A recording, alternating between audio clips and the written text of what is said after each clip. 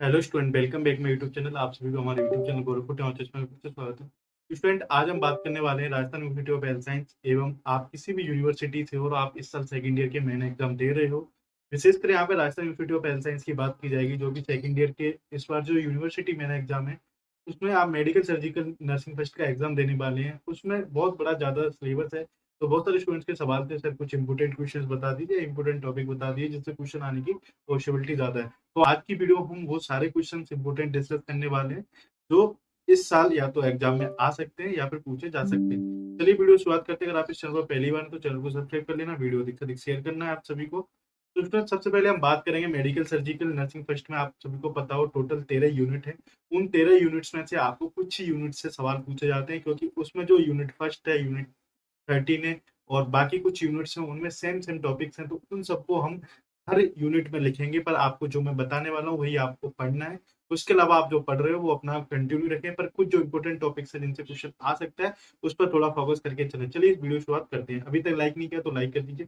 चलो सबसे पहले हम बात करते हैं यूनिट फर्स्ट। यूनिट फर्स्ट में अगर बात करें तो लास्ट ईयर इसमें से आप सभी ने क्वेश्चन देखा होगा, इसमें से wound healing last year question आया हुआ था, बट इस बार जो इंपॉर्टेंट क्वेश्चन है वो केयर ऑफ सर्जिकल पेशेंट बन सकता है। और ये जो क्वेश्चन है ये आपके शॉर्ट नोट्स टाइप आते हैं, जो आप अभी स्क्रीन पर देख रहे हो, है ना। तो सबसे पहले जो आपका क्वेश्चन है केयर ऑफ सर्जिकल पेशेंट, ये क्वेश्चन आपको इस बार पूछा जा सकता है ना।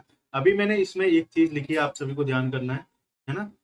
देख रहा है, ये प्री ऑपरेटिव, इंट्रा ऑपरेटिव और पोस्ट ऑपरेटिव, ये तीनों ही जो आपके क्वेश्चन है, प्री ऑपरेटिव, इंट्रा ऑपरेटिव और पोस्ट ऑपरेटिव, ये जो भी प्रोसीजर्स वगैरह होता है या फिर मैनेजमेंट वगैरह होता है, उसमें ये तीनों टर्म यूज की जाती है कि इस डिजीज के प्री ऑपरेटिव मैनेजमेंट क्या है या फिर प्री ऑपरेटिव प्रोसीजर्स क्या है। तो ये तीनों टॉपिक्स आपको पढ़ने। इस पर डायरेक्ट क्वेश्चन नहीं आता कि pre operative, intra operative, post operative, but ये किसी ना किसी आपको डिजीज में या फिर किसी ना किसी मैनेजमेंट में या फिर किसी प्रोसीजर में आपको ये पूछे जा सकते हैं। तो ये तीनों चीजों में आपको पढ़ना है, प्री ऑपरेटिव चीजें क्या होती है, पोस्ट ऑपरेटिव क्या होता है, इंट्रा ऑपरेटिव क्या होता है। इसमें से क्वेश्चन आएगा तो केयर ऑफ सर्जिकल, और इसमें से जो क्वेश्चन बनेगा वो शॉर्ट नोट्स पर बनेगा। तो मैं साथ में आपको ये भी बता दूंगा कहाँ से शॉर्ट नोट्स क्वेश्चन पढ़ना है आपको और कौन सा आपको लॉन्ग क्वेश्चन बनने की पॉसिबिलिटी ज्यादा है। शॉर्ट नोट्स के जो भी क्वेश्चन है वो मैं आपको इसलिए बता रहा हूँ क्योंकि आपको इन टॉपिक को फोर्स पढ़ना है। इसमें से शॉक या फिर फीवर पूछ सकता है, इनकॉन्टिनेंस पूछ सकता है, इडीमा, फ्लूइड इलेक्ट्रोलाइट इम्बैलेंस, ये आपने फर्स्ट ईयर में भी पढ़ा था, पेन मैनेजमेंट जो इस साल भी आया है, और ये आपको ये पढ़ने, ये टॉपिक यूनिट सेकंड से इंपॉर्टेंट टॉपिक है। चलो अब यहाँ से जो चैप्टर स्टार्ट होते हैं उनसे हमेशा लॉन्ग क्वेश्चन बनता है, साथ में आपका शॉर्ट क्वेश्चन भी बनता है ना। लॉन्ग और शॉर्ट क्वेश्चन दोनों बनते हैं। मैं साथ में आपको बताता जाऊंगा कि कौन सा टॉपिक लॉन्ग क्वेश्चन का हो सकता है, कौन सा शॉर्ट क्वेश्चन का होता है। साथ ही स्टूडेंट आपको एक यहाँ पे एक ट्रिक बताने वाला हूँ। आप जो भी ये चैप्टर्स यहाँ से आगे यूनिट्स या सिस्टम स्टार्ट होने वाले हैं, respiratory system, digestive system, cardiovascular system, है ना, जितने भी सिस्टम है इनमें आप सबको एक चीज ध्यान रखनी है। इन सब चैप्टर्स का एक आप स्पेशली रूप से, मैं सब चैप्टर का बता रहा हूँ, है ना, स्पेशली रूप से ये आप मैनेजमेंट और नर्सिंग केयर प्लान,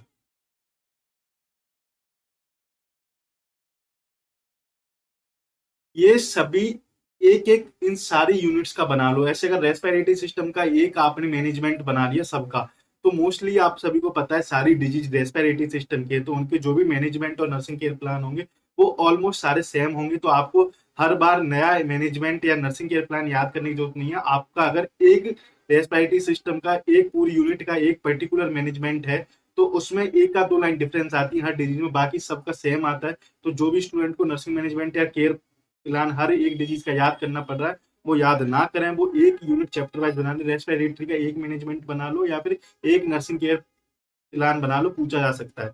उसमें ही ऐसे अस्थमा का, एमपीसी में सबका लगभग ऑलमोस्ट सेम ही होता है। तो एक में कुछ इंपोर्टेंट पॉइंट छांट लो कि ये है, और पर्टिकुलर डिजीज में कोई एक साइन सिम्टम अलग होता है तो उसका पर्टिकुलर लिख लेना, नहीं बाकी सबका सेम ही सेम होता है। तो आपको ज्यादा लोड लेने की जरूरत नहीं है, क्योंकि सबसे ज्यादा स्टूडेंट पहली बार आपके सामने ये सारी चीजें आएंगी तो आपको थोड़ा डिफिकल्ट होता है, इसलिए मैं आप सबको बता रहा हूँ। अस्थमा आप यहाँ से एम्पाइसीमा, एम्फीमा, सीओपीडी 5 स्टार है, ये आपका लॉन्ग क्वेश्चन बनेगा। बाकी ये दोनों क्वेश्चन शॉर्ट नोट्स में पूछे जा सकते हैं ना। चलो, लंग एब्सिस, पल्मोनरी इम्बोलिज्म और न्यूमोनिया। न्यूमोनिया आपका लॉन्ग बन सकता है, बाकी ये सारे शॉर्ट्स है। ये लॉन्ग है आपका, बाकी सारे शॉर्ट्स है ना। शॉर्ट आंसर टाइम में पूछ सकता है, शॉर्ट आंसर टाइम में ये क्वेश्चन पूछे जा सकते हैं, है ना? ये आपके शॉर्ट आंसर टाइम में। ऐसे ही बात करें डाइजेस्टिव सिस्टम, तो उसमें डाइजेस्टिव सिस्टम में से लास्ट ईयर 2024 में एक फुल क्वेश्चन आ चुका था, तो इसमें से बहुत कम ही क्वेश्चन पूछा जा सकता है। इसमें से क्वेश्चन पूछ रहा है तो अपेंडिक्स या फिर हेमोरॉइड या फिशर्स, इन पे एक शॉर्ट क्वेश्चन आ सकता है। पर्टिकुलर इनके ऊपर कोई लॉन्ग क्वेश्चन बनने की पॉसिबिलिटी कम ही रहती है ना?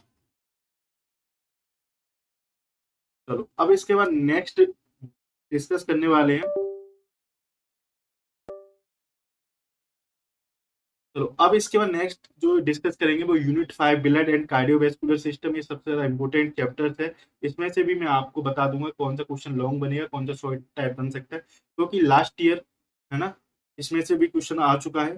तो एन्यूरिज्म, एरिथ्रोस्क्लेरोसिस, इस्चेमिक हार्ट डिजीज, ये आपका लॉन्ग क्वेश्चन है और ये आपका शॉर्ट क्वेश्चन है।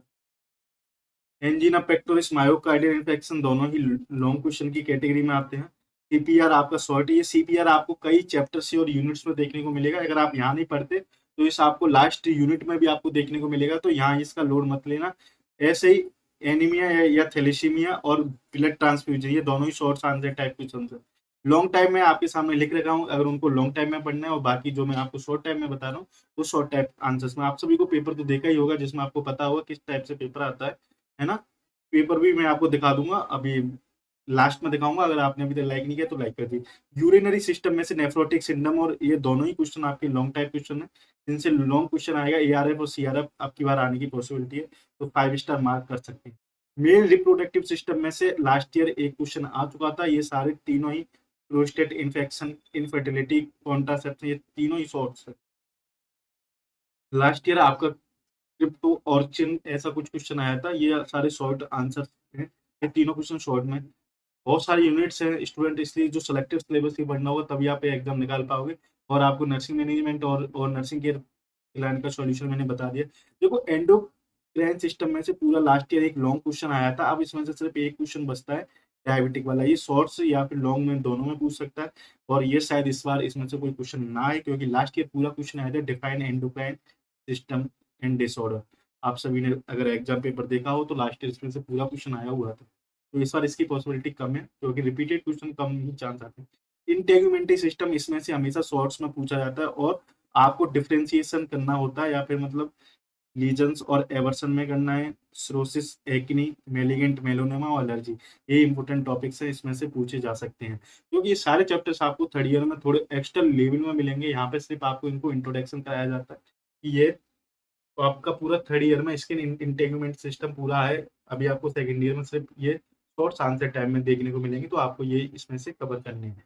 मस्कुलर स्क्लेरोटल सिस्टम में से bone inflammation, arthritis, osteoporosis last year आ चुका है। आर्थराइटिस या एम्पुटेशन या प्रोस्थेसिस, ये आपके दोनों क्वेश्चन है, ये आपके शॉर्ट्स में, और ये तीनों क्वेश्चन आपके शॉर्ट्स में पूछा था। इसमें से पॉसिबिलिटी आर्थराइटिस या फिर ये एम्पुटेशन या प्रोस्थेटिस पूछा सकता है। बहुत सिंपल चीजें। एम्पुटेशन क्या होता है? अगर कोई ऑर्गन कट वट जाता है तो वो होता है, और प्रोस्थेटिस में जो भी अपन आर्टिफिशियल जो भी प्रोस्थेटिस यूज करते हैं, जैसे हाथ पैर वो वगैरह सारा है।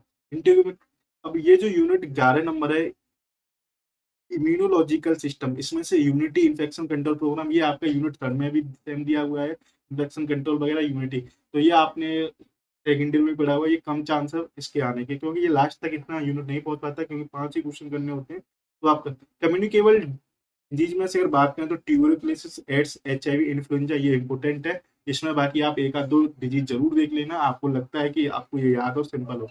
देखो मैंने भी बताया था इन्फेक्शन कंट्रोल, सीपीआर, ये दोनों ही यूनिट 13 में रिपीटेड है। इसमें से जो क्वेश्चन है वो ये इंपॉर्टेंट बन सकता है। प्रिपरेशन ऑफ ओटी सेट्स, आजकल क्या है कि थर्ड ईयर में पूरा आपका ओटी वाला सिस्टम आता है, तो ये सेकंड ईयर में इसमें से ओटी में से क्वेश्चन पूछ सकते हैं। चलिए अब मैं आपको एक पेपर दिखा देता हूँ, जिसका फोटो आप अपनी स्क्रीन पर देख पा रहे हैं। क्वेश्चन इस तरीके से आएगा। क्वेश्चन आप सभी को पता हो, आपको 6 क्वेश्चन दिए जाते हैं, जिसमें से आपको 5 करने होते हैं। उसमें से आपके, अगर आपकी किस्मत अच्छी है, शॉर्ट टाइप आंसर या नोट्स आ रहे हैं, तो बहुत ज्यादा सेलेक्ट करें, क्योंकि आपको लॉन्ग क्वेश्चन करने में आपको तकलीफ हो सकती है। फिर वीडियो अच्छी लगती है तो शेयर करना। बाकी कोई भी इंपॉर्टेंट क्वेश्चन बच रहा है तो मुझे कमेंट बॉक्स में बता देना। आप इस पीडीएफ को आप हमारे टेलीग्राम चैनल गौरव 14 आरएचएस से डाउनलोड कर सकते हो, वहां पर ये मैं पीडीएफ डाल दूंगा। प्लीज इसके बाद शेयर करना है ना, गौरव 14 आरएचएस, ये पीडीएफ आपको मिल जाएगी।